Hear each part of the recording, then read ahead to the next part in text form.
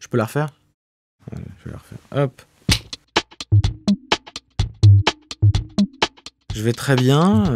J'ai survécu au Covid, j'ai survécu confinement et j'ai vraiment hâte de remonter sur scène. Donc ce concert du 11 juillet arrive à point nommé.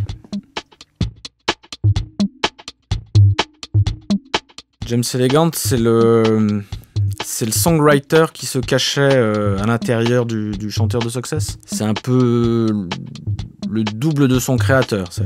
J'ai besoin d'avoir mon habit de lumière et quand je monte sur scène, je me transforme en chanteur d'amour désabusé, triste, très excessif, très expressif. Quand Success s'est arrêté donc en 2017, ça n'a jamais été question pour moi d'arrêter complètement la musique. J'ai ressorti des maquettes que j'avais faites chez moi, sur des balades, sur des tempos assez lents. Et j'ai commencé à tout travailler, réécrire. J'ai présenté donc ces démos à un label, ZRP, qui était partant. Et on est parti en Californie enregistrer ce premier album qui s'appelle The Only One.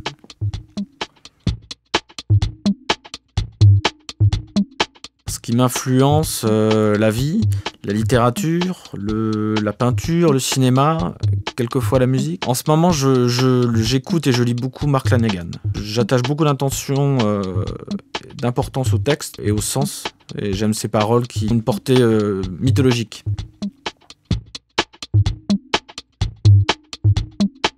L'album When de Vincent Gallo, sorti il y a presque 20 ans chez Warp, qui est vraiment un ovni. Et on est sur un album fait de collages, c'est magnifique, sa voix est fragile. C'est vraiment un des plus beaux albums qui m'était donné d'écouter. J'ai découvert récemment Charlie Megira, qui est un songwriter israélien, très influencé par la musique de la fin des années 50, début 60, on va dire le rock avant les Beatles. Il a un sens ciné de la mélodie, c'est vraiment très très beau. Il y a le label qui s'appelle Numéro qui a sorti une rétrospective de ses enregistrements qui s'appelle Tomorrow's Gone l'année dernière et vraiment je vous invite à écouter ça. Je n'ai aucune hésitation, c'est les Vieilles Charrues en 23 juillet 2005, concert d'Iggy and the Stooges, je suis dans le public, je monte sur scène, Iggy me donne son micro et je chante un couplet de No Fun. Et pour l'anecdote, à la basse c'était Mike Watt et c'est lui qui joue de la basse sur l'album The Only One, le mien.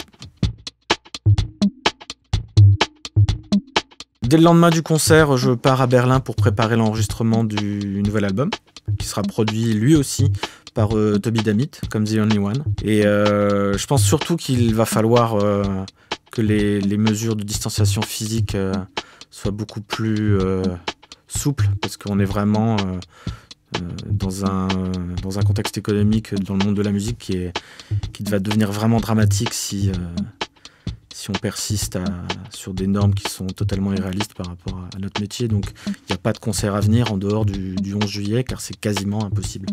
Il faut que le concert redevienne la norme et pas juste un événement exceptionnel.